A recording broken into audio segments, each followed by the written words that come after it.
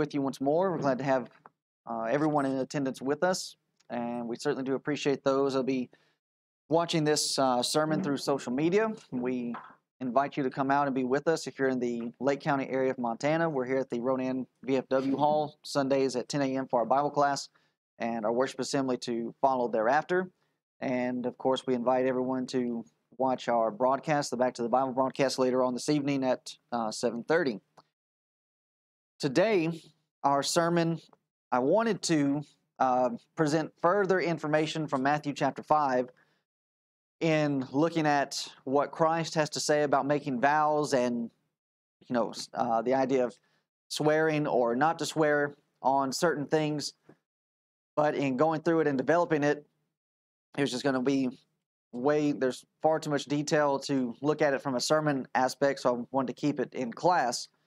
But I wanted to present a older sermon that I had presented to encourage us that we will not fall prey to the greatest enemy that the church has. Now, many would consider this as being, there's the devil, who is described as being our adversary. There is wickedness and sin and temptation that is all around us. There are those that are caught up in wickedness that would have a desire to take an advantage over us and to sway us into their way of thinking, into their manner of living. But when we are really considering, the greatest enemy that faces the church is not anything that is outside of the church.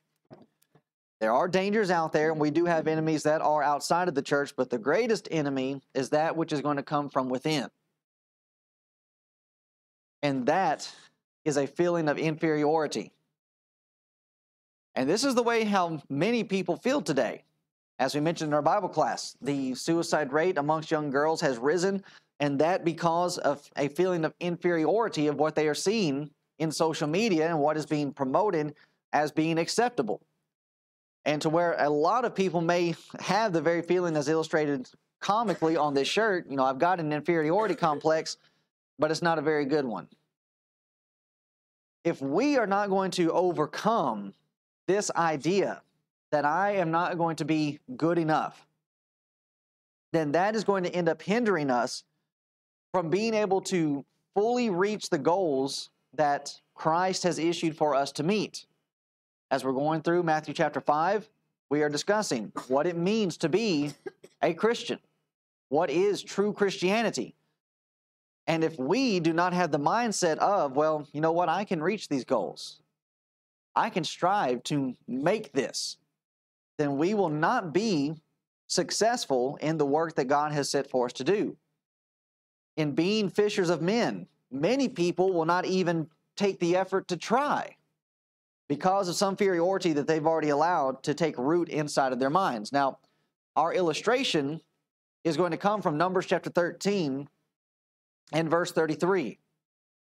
Moses has already led the children of Israel out of Egypt.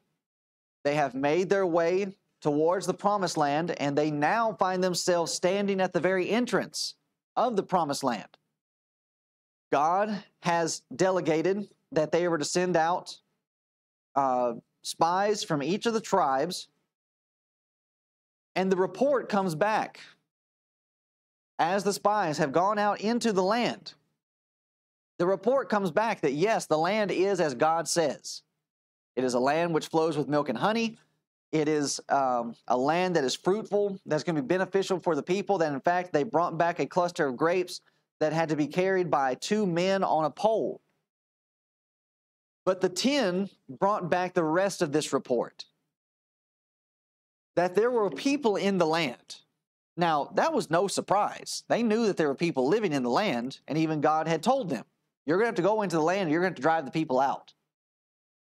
But because of how the people saw themselves, and really this is not just an issue of how we see ourselves, but it's a picture, or it's how we view the God that we serve. The 10 come back and they give the report. And there we saw the giants, the sons of Anak, which come of the giants. And we were in our own sight as grasshoppers. And so we were in their sight. And because of this view of themselves. Not only was it a situation where they kept themselves from going into the promised land, the 10 spies were not allowed to go into the promised land, it influenced the majority.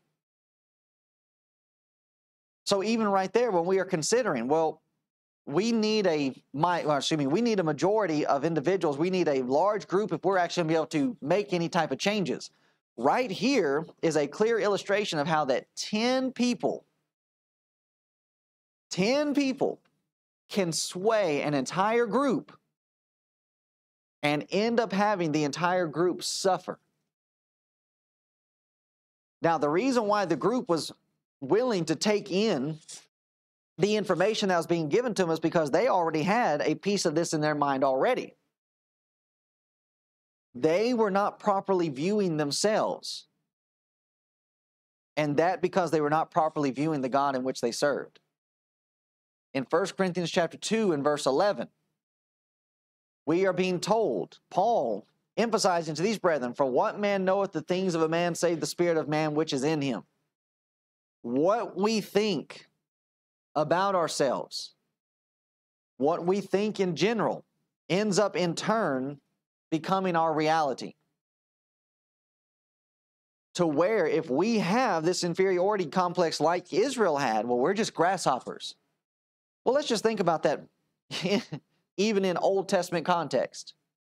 This really is not a good illustration because is it not the case that with the prophets, well, not only that, not only with the prophets, just think about while the children of Israel were in Egypt. What was one of the plagues that God sent on Egypt to punish them? Was it not a herd of locusts? Grasshoppers? How much damage can a swarm of locusts do to a territory? To look at these and say, well, these are small. They may be small, but when they're together, they bring a world of hurt. Everything about what's being mentioned here is backwards to everything that they know. But here's the power of persuasion. It's easy to persuade. You can just have a handful of people and they persuade the masses, especially if you can insert and plant a fear into their minds. And this fear spread over the rest of the people, except for two. We were in our own sight as grasshoppers, and many today inside the Lord's church had this inferiority complex to where they think of themselves, well, what good can I do? What is it that I can bring to the table? What is it that I can offer to the work of the kingdom? And it's that way of thinking that holds us back from doing not only what it is that God wants us to do, but from being able to do great things for the sake of the kingdom. So what will an inferiority complex, what inferiority will do? We saw it with the children of Israel. It affects their service to God. God said, you go in and take the land. But because of this inferiority, or the way that they viewed themselves, they held themselves back from the service of God. How often have we heard someone turn down an opportunity to serve in the kingdom? To serve in the place of worship? Because they will say, oh, I can't do that right now. Well, if not now, then when? What time is better than the present? To strive to move towards being able to perform and to work in these areas of the kingdom. Now, of course, we're needing to temper this with what Paul is going, or what we've already studied in Paul's letter to the Corinthian brethren, how that we understand there are different parts of the body. The eye is not the feet are not the hands, so on and so forth. But whatever it is the case that you are able to do, then you need to strive to do it. To put your hands to the plow in the labor in the areas that you are competent in. And in realizing, you know what? I have knowledge in this area. I have resources in this area and understanding to where I can be of help. then throw yourself to the work. But too many times people want to hold back on what it is that they are able to do, and they downplay it. Well, it's not going to be that helpful. I'll just get in the way. When it comes to things that are being done inside of the kingdom, it's the same with any type of work. More hands make light work. And with the children of Israel, they should not have viewed themselves like this, but instead to have viewed themselves in the proper light. You guys are not grasshoppers. You are a great nation that has a population well over 1 million people. But not only that is there strength within your number, but look at what God has already brought you through. God destroyed Pharaoh and the Egyptians in the Red Sea that you crossed as dry ground. If God can do that to Pharaoh and to Egypt, then what can God do to the people of Canaan?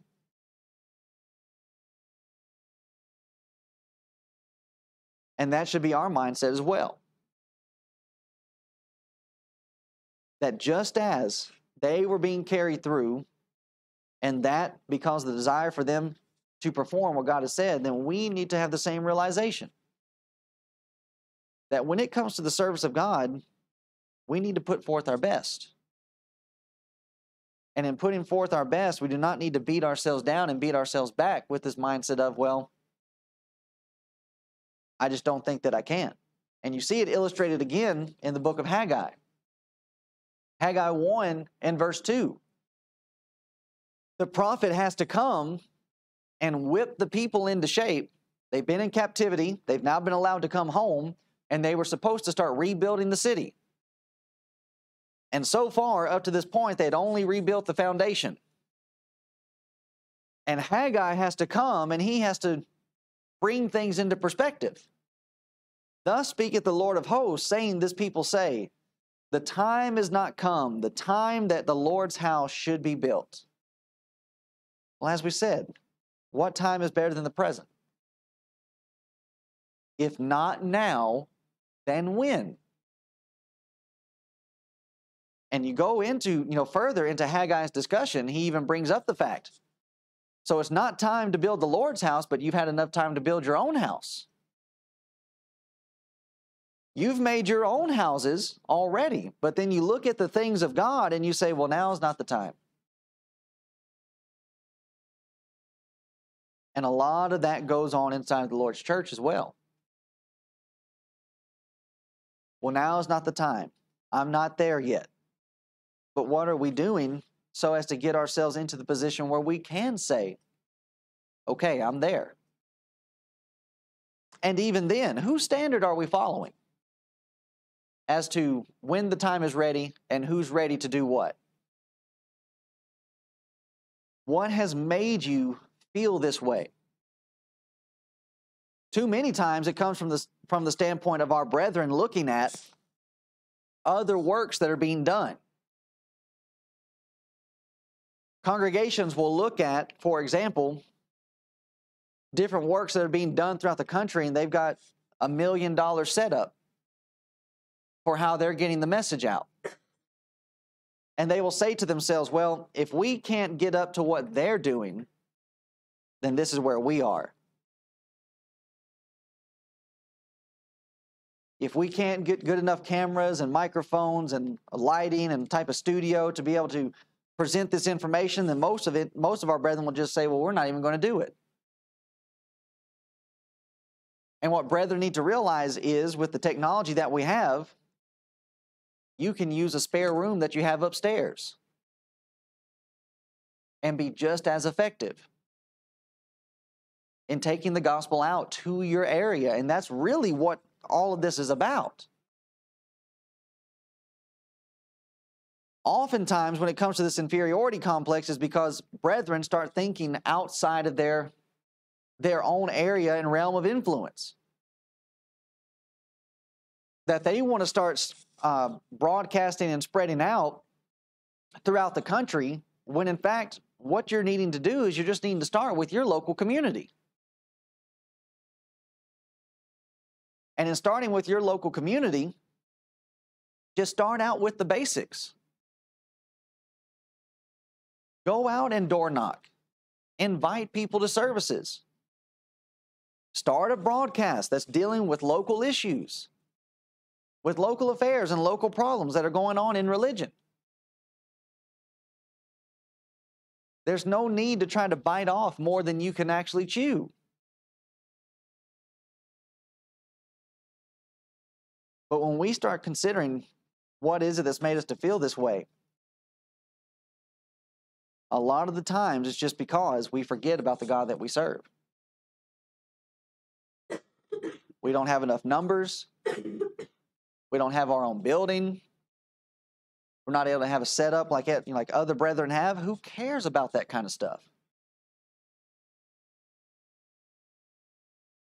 God is able to work with a minimum. And majority of the time, that's how he does work. Is he works with a few and not with the great host. When we're also considering what inferiority will do, it is sometimes used as a refuge for legitimate duties. They cannot simply because they will not. And then they will try to make some type of excuse about it. As we saw with Haggai. Well, now is just not the time.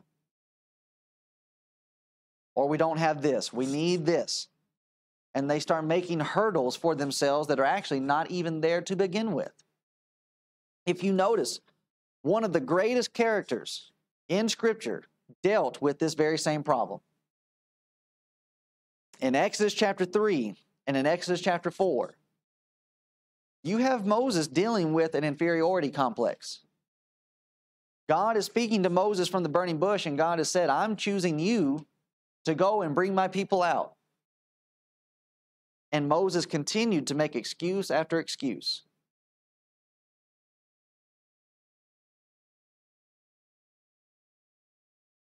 Until finally, God becomes wrathful. He gets a bit harsh with Moses, and the excuses run out. But what had happened? What had happened was Moses had tried to do something before it was actually time for him to do it. You go and you read in Acts chapter 7 with Stephen's sermon. Stephen, by inspiration, informs us that Moses knew that there was something special about him. He was being told of what had happened to him and being put into the river and how that he was taken into Pharaoh's house. And when he slew the Egyptian, in his mind, he was thinking, okay, this is the time that deliverance is going to come. And it wasn't time yet. So then he secludes himself out in the wilderness for another 40 years, and he's herding sheep. You can just imagine what Moses would have been going through, what Moses would have been feeling. Well, I tried to do what I thought God was wanting me to do, and now I failed. No, it wasn't a situation that you failed. It just wasn't time yet. And now that it's time, Moses doesn't want to take it. Now you see the difference? Here's somebody that's chomping at the bit. Let me at it. Let me at it. But God doesn't use that person. He uses the person that's been keeping sheep for 40 years. You take another example, Judges chapter 6 and verse 15. Here's Gideon. And Gideon is being called by God to deliver the children of Israel from a conquering nation. And Gideon says, he said unto him, O my Lord, wherewith shall I save Israel? Behold, my family is poor in Manasseh, and I am the least in my father's house. You see the kind of inferiority that we start placing on ourselves? And yet over and over again, these are the kind of people that God continuously chooses and that God continuously uses. for his will and for his purpose. 1 Samuel chapter 9, verse 21. The first king that's chosen for the people of Israel, what kind of person did God choose? And Saul answered and said, am I not a Benjamite? Notice, of the smallest of the tribes of Israel. God did not go to the biggest tribe. He did not go to the most predominant family, the strongest family, to choose the first king. And my family, the least of all the families of the tribe of Benjamin. So not only is it the smallest tribe, but I'm of the smallest family. And we would start looking at that and saying, what good am I? What good could I possibly do? We need to stop thinking that way. And we need to learn from these examples that those are the very people that God is choosing, because they are the best ones for the job. Wherefore, then speakest thou so to me. This is when Saul is chosen, and look at what happens when it actually comes time for Saul to be anointed as king. 1 Samuel chapter 10, verse 21. When he had caused the tribe of Benjamin to come near by their families, the family of Matri was taken, and Saul the son of Kish was taken, and when they sought him, he could not be found. Therefore they inquired of the Lord further, if the man should yet come thither. And the Lord answered, behold, he hath hid himself among the stuff.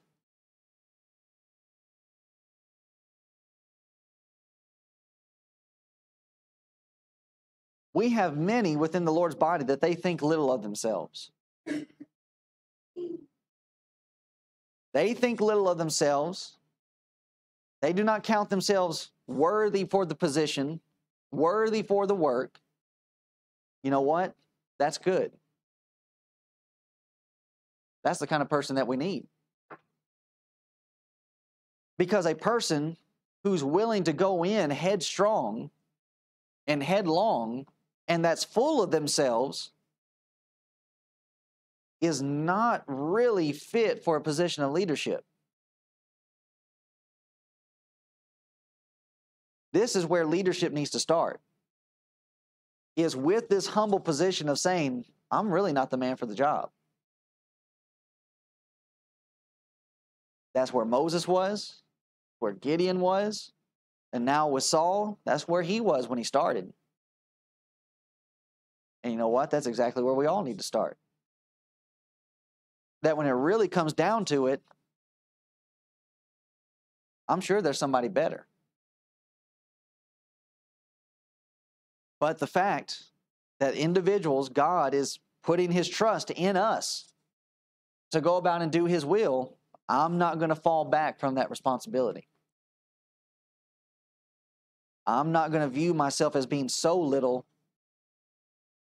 that I'm not good for something.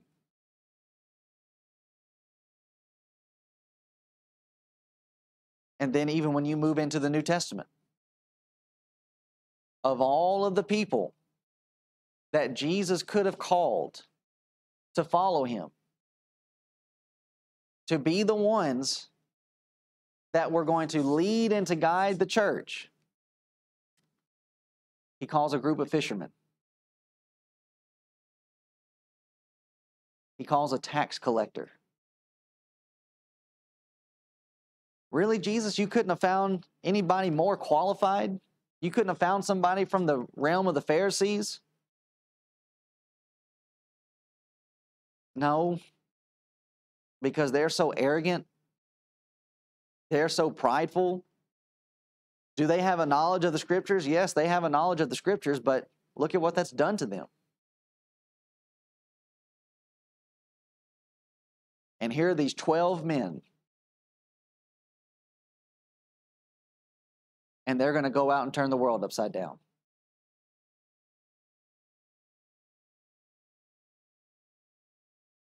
So even as we're discussing these things, and we're with last year, with our first tent meeting, I'll be honest with you, I was a bit depressed when that tent first went up.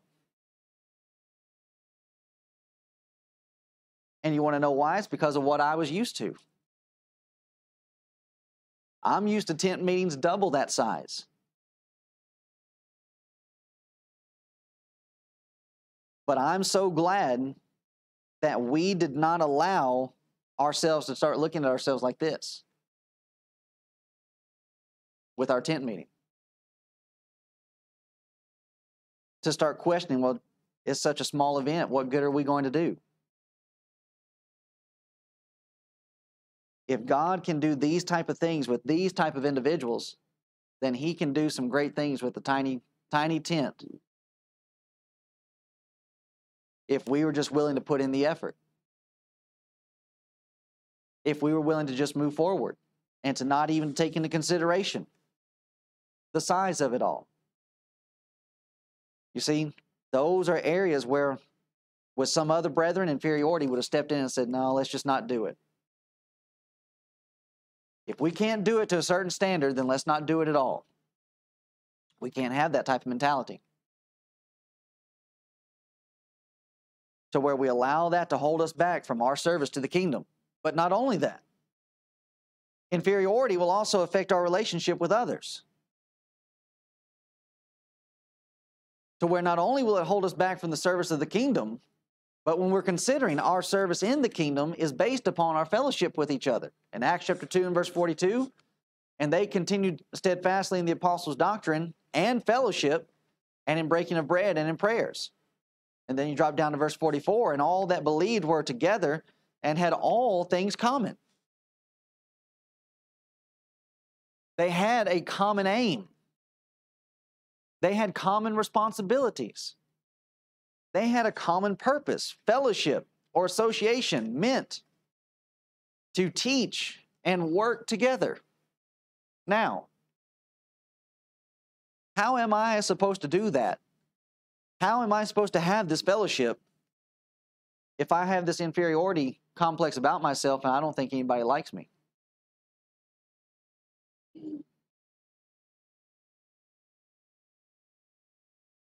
And I'm always questioning, do I really fit in with the group? Do people want to be around me? You're a brother, you're a sister in Christ. We want you around. We need you around. And especially if we are all growing together in the doctrine, then that's only going to bring us closer in unity in the bond of peace. You take, for example, here's an area where inferiority really shows itself. Ephesians 5:19, Colossians 3:16. Speaking to yourselves in psalms and hymns and spiritual songs, singing.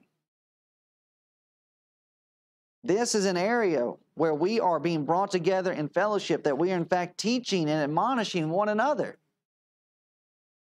But how many times inferiority comes in because, well, I don't sing as well as so-and-so. We do not need to let that hold us back from upholding what our responsibility is.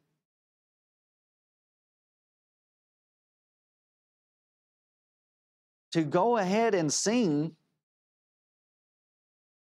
as though nobody's paying attention, nobody's listening.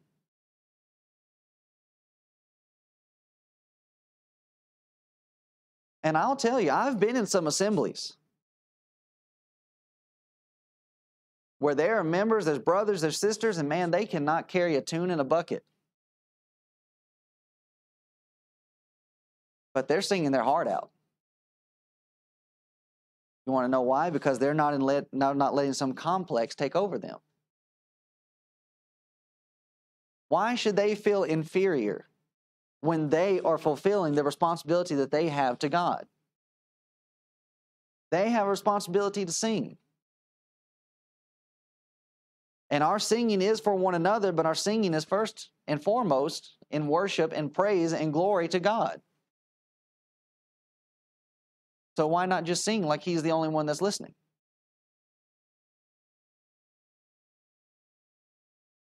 But here's an area where fellowship suffers because brethren get an inferiority complex.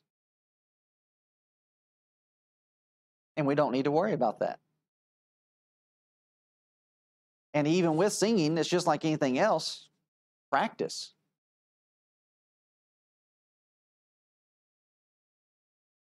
Take the time to learn your range, to learn your voice. But do not let that hold you back and end up being an excuse from fulfilling what we have a duty to do and a purpose to perform. The person who has an inferiority complex is antisocial. And that's not what we're needing to be inside of the kingdom. They have the tendency of clamming up when people come around. And why? Well, I'm afraid of what people will think of me. When you're with brethren, they're only going to think the best. And when we're considering the fact that we are members of the Lord's church, we're striving to uphold righteousness, as is being presented in Matthew chapter 5, which is going to put us at odds with the world. The world is going to view us as being strange. And things that are strange, people are afraid of. The world is already going to try to isolate themselves from us, so why then would we then turn around and isolate ourselves from our brethren? The ones that are going to understand us the best, who are going to think like we do. It's those with the inferiority complex that they have the tendency to retire themselves and to shut themselves out, shut themselves off.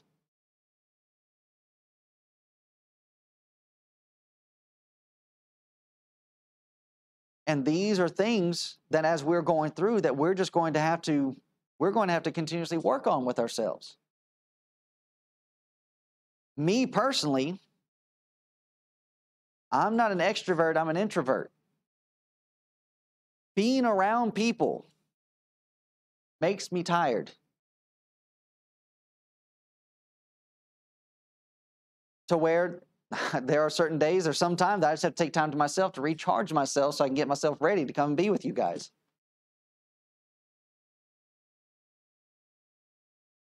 But I don't use that as an excuse or a means to try to just stay away from everybody completely.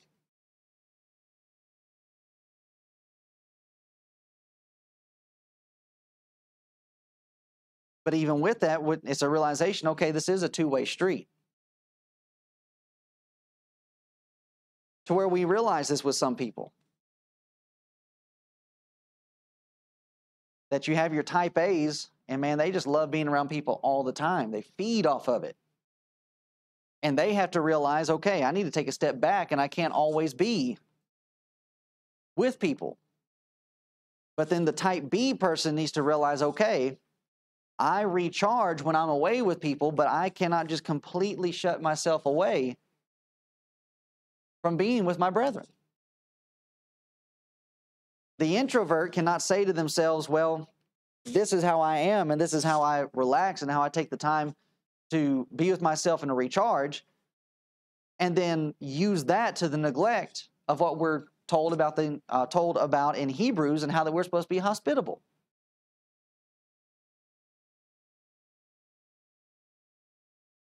In opening our homes to strangers. And being cordial to others. That's just as much a part of doctrine as what we're looking at here about singing together.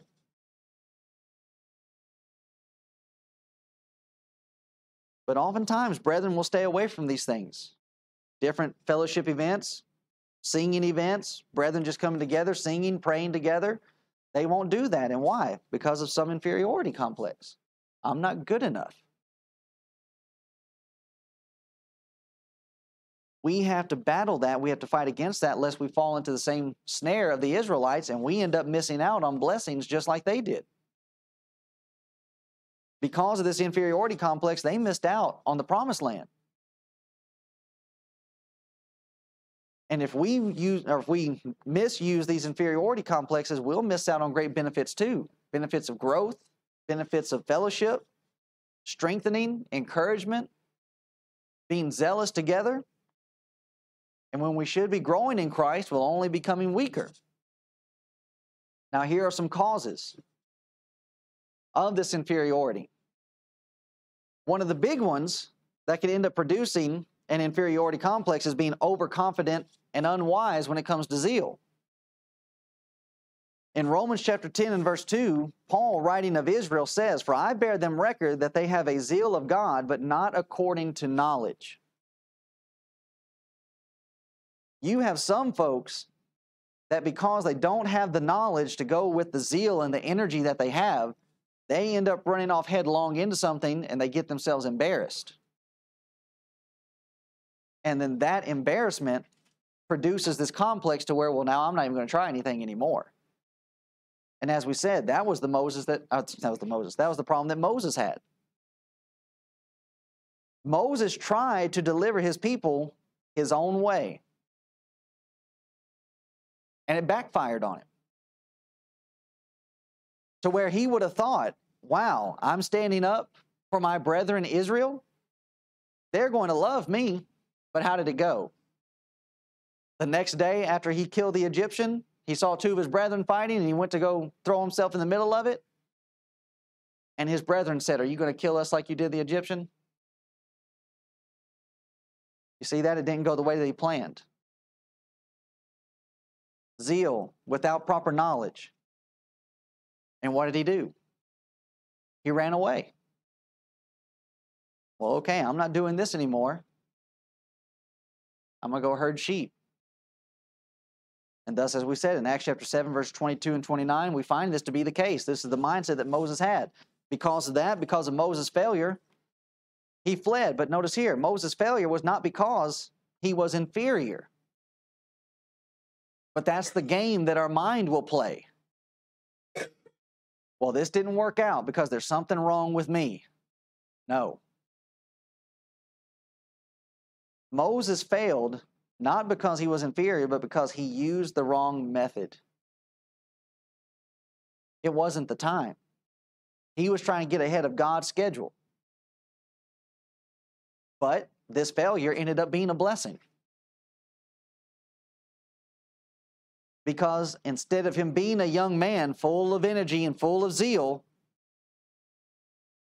and going in as a hot-headed leader, now he's older and he's wiser and he's humble. And God did not use him while he was in Pharaoh's house. God used him as he was herding sheep. So again, when we think about who's qualified, who would you choose? Somebody that's living in Pharaoh's house and knows the ways of Egypt? Or would you choose some shepherd out here in the land of Midian somewhere? Our fleshly and worldly way of thinking says, well, if you wanted to get the best job done, you go for the highest qualified candidate. But God's way of thinking is usually backwards to ours. To where he would pull a shepherd out of the desert and say, lead my people. If God can use a shepherd, can he use a cabinet maker?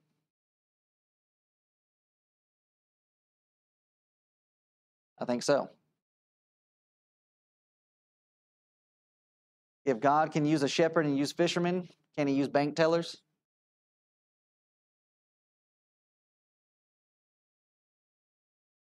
Can he use somebody that works in a Euro truck? Absolutely he can. We then have to find the willingness to push through whatever it is that might be holding us back. The fear of failure. This ends up being the big one. Well, I'm not going to want to do anything and end up messing up, landing flat on my face. As we saw with Moses, it went poorly when he first tried it. But what about the second time? The second time, everything worked out. In Matthew chapter 25, verse 24, then he which had received the 1 talent came and said, Lord, I knew thee that thou art an hard man, reaping where thou hast not sown, and gathering where thou hast not strawed, and this man was afraid. So many people are afraid to put forth the effort and put forth the action because they might fail, and thus they do not try at all. And that's this parable, that's this illustration. This man was afraid, and he went and hid the talent in the earth. Lo, there thou hast, that is thine. Now some would think, okay, I've kept what you gave me, I didn't lose it. But notice what the response is. The Lord answered and said unto him, Thou wicked and slothful servant, thou knewest that I reap where I sowed not, and gathereth where I have not strawed. Thou oughtest therefore to have put my money to the exchangers, and then at my coming I should have received mine own with usury. You should have at least tried something. Take therefore the talent from him, and give it unto him which hath 10 talents, for unto every one that hath shall be given, and he shall have abundance. But from him that hath not shall be taken away even that which he hath. And cast ye the unprofitable servant into outer darkness. There shall be weeping and gnashing of teeth. We do not need to allow fear to hold us back from even trying. So like with the tent meeting, the fear of nobody showing up. Still need to try.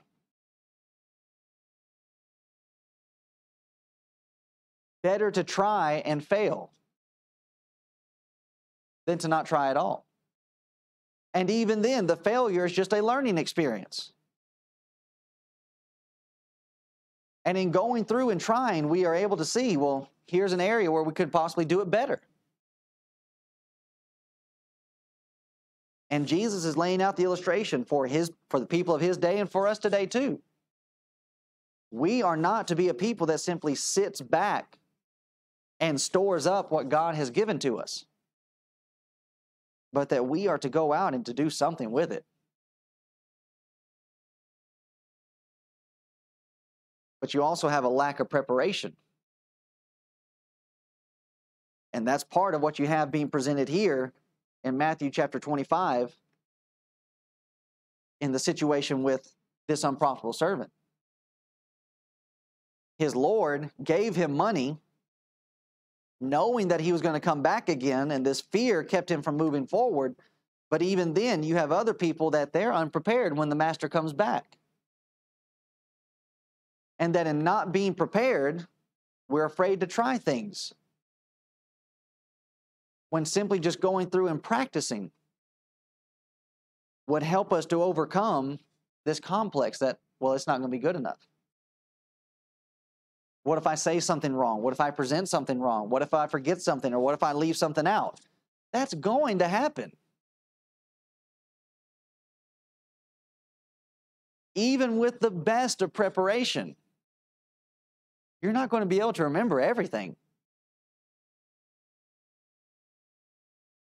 And even then, if somebody does forget something, what are brethren going to do? Stand up and stone you? Well, how dare you that you forgot this reference? No, I'm not going to do that to you. This is used as a refuge usually for lazy people. A lack of study, a lack of preparation.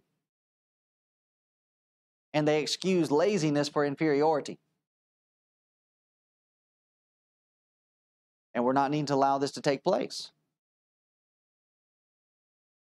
We're not to be slothful in our business. Thou wicked and slothful servant. We are being called to be productive. We are being created to be involved in God's work. And with any type of work, there must be involved preparation. And too many of our brethren, when it comes to the lack of work that they're doing, is all because of a lack of preparation. And then when it comes time for them to do the work, they're afraid.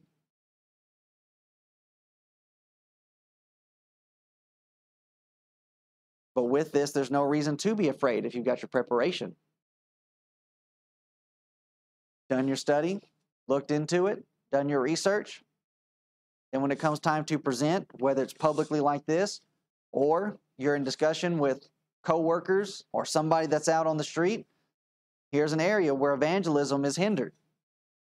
Why our brethren are not involved in evangelism is because of a lack of preparation. A lack of preparation, which then leads into a fear of saying something wrong. If you say something wrong, just correct it.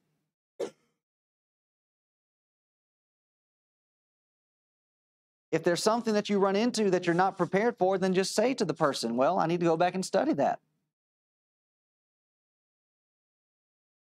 And you'll be prepared for the future.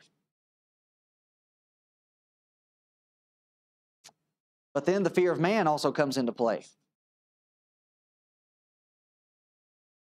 We are afraid of what others will say.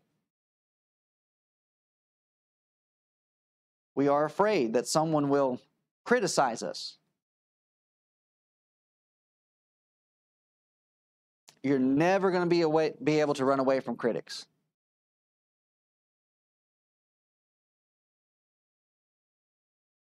Jesus had critics everywhere that he went. And they were saying all manner of stuff against what he was presenting, but did it stop him? No. And just imagine how different the scenarios would have been if Moses had refused to step up and take the role that God had given.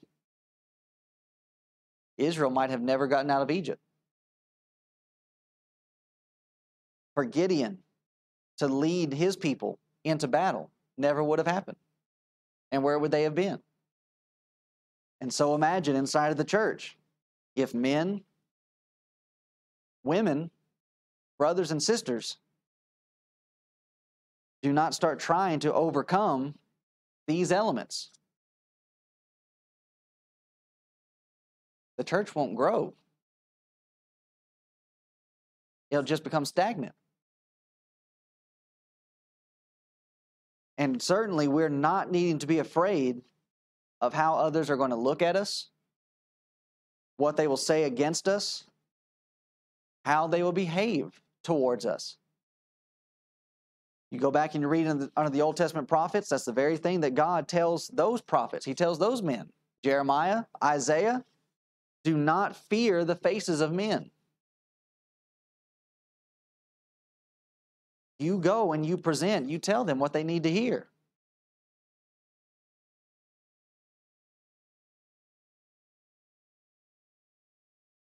But too many times we allow this to create within us that inferiority.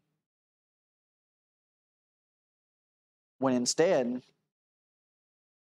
the meekness that we are supposed to have, which is strength under control, we realize that there's power with us. And it's not because of us alone, but it's because of what it is that we have believed. The system that we have chosen to follow and our Savior that leads us.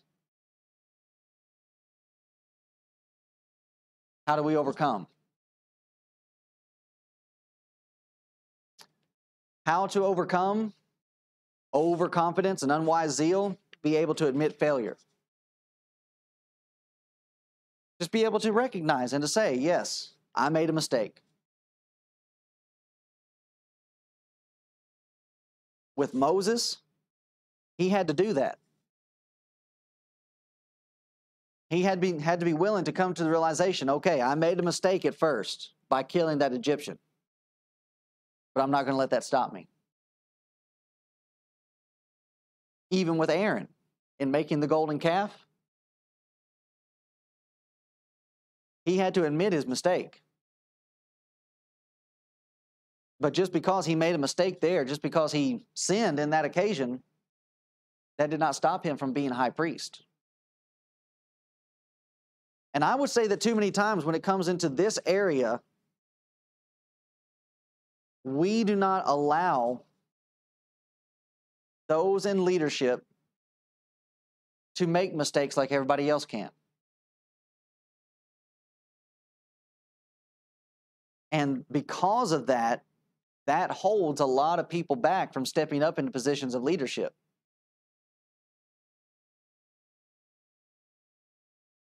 Too many do not want to be in front because they realize I'm going to be held to a higher standard, and that in being held to a higher standard, I then will not be granted grace and mercy like everybody else.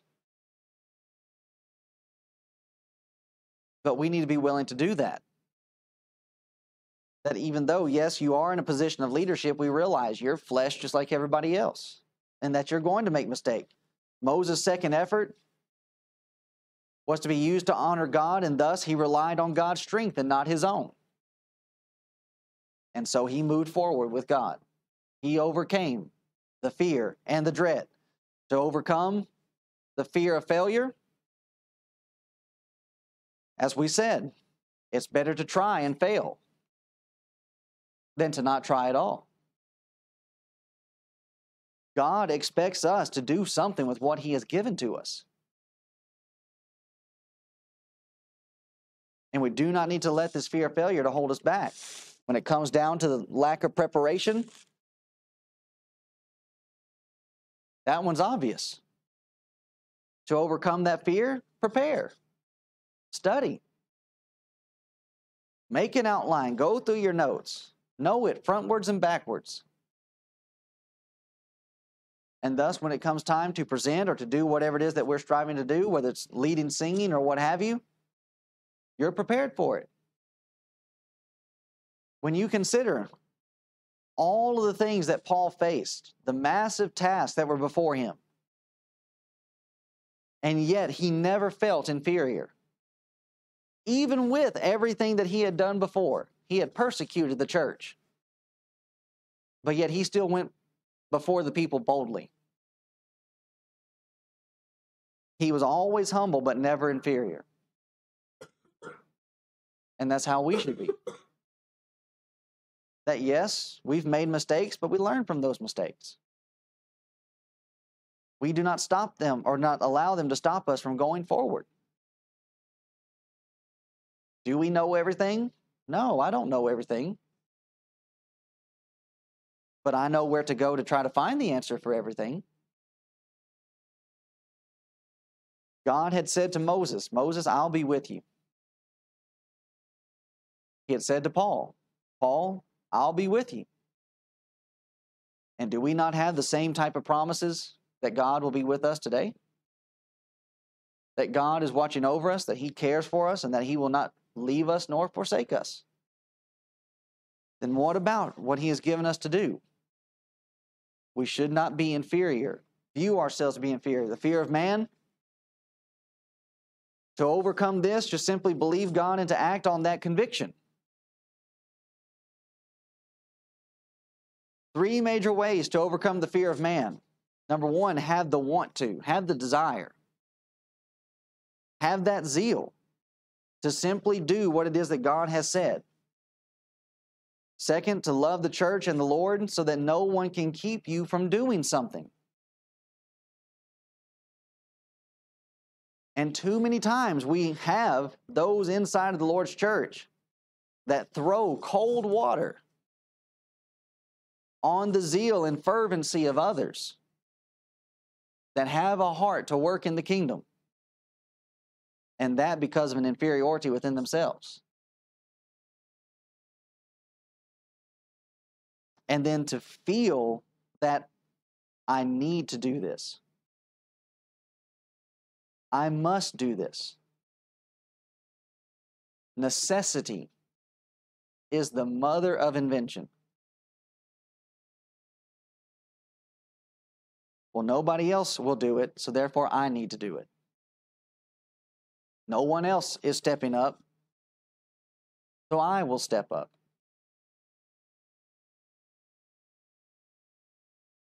And use these motivations, and even here, it's not to the glory of self, but as we said, it's for the sake of the kingdom. We're doing this for the benefit of the body. And not only for the benefit of the body, but for the lost that are around us. So as we bring this to conclusion, we sang before the sermon, revive us again.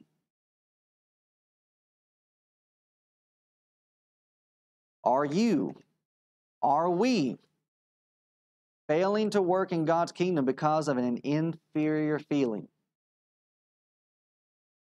Well, I just don't think that I can do it as good as so-and-so.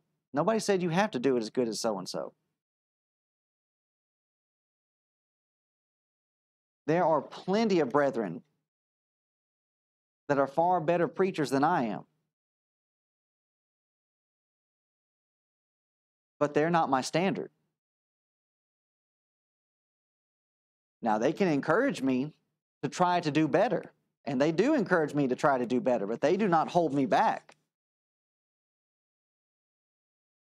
I do not try to use that as an excuse of, well, I can't be as good as them, so I'm not going to try.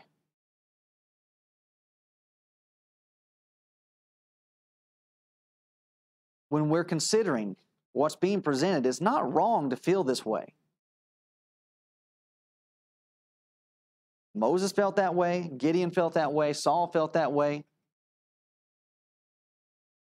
But it is wrong to let that feeling keep us from working and worshiping as God has described.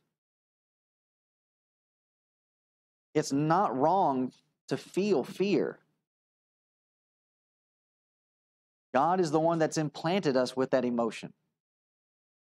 It's fear that keeps us from trouble. To a large degree, it's fear that keeps us safe. But a fear that holds us back from doing what God has said we need to do, then we're getting into troublesome territory.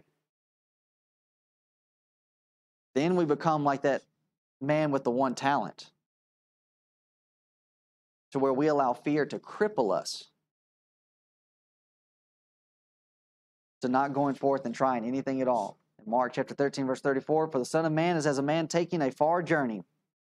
Notice this, who left his house and gave authority to his servants, and to every man his work.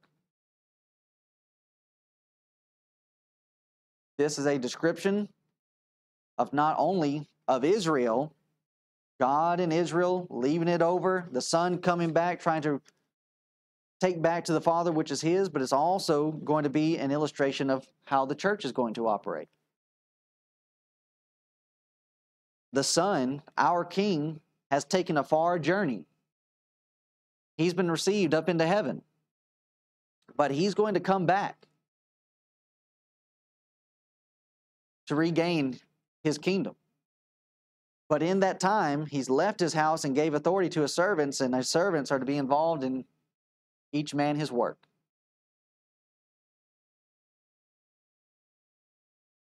Are we fit for the work? Absolutely we are. Are we qualified? Yes, we are. He has equipped us for this work, and so we do not need to fall back from it. To stay humble and to realize, yeah, I'm not quite where I need to be, but I can do something. And you know what? I will work, I will strive to grow so that I can do this work that has been set before us. So we offer this time of invitation for those that are not members of the Lord's church that want to be a part of this work. We encourage you to hear the things that are presented, to believe these things, repent of your past sins, be willing to confess with the mouth that Jesus is Lord, and to be baptized in water for the remission of sins, so that you can become a member of the Lord's body, a member of the Lord's church, a member of the Lord's work. And set yourself out to do the work. And for those of us that are members of the Lord's church, this is not anything that's going to leave us. If anything, as we continue to grow older and older inside of the kingdom, more and more we're going to begin to grow inferior. Well, my mind doesn't work as well as it used to. I'm not as strong physically as I used to. Let these younger guys go out and do it better. There's just as much place for the older brothers and sisters in the work as there is for the younger ones. That in fact, God has put us in this place to work together so that we can learn from one another. The younger can learn from the older's mistakes so they don't make those mistakes. And that we can go out and do the best work and the best quality that we can possible. If anyone has a need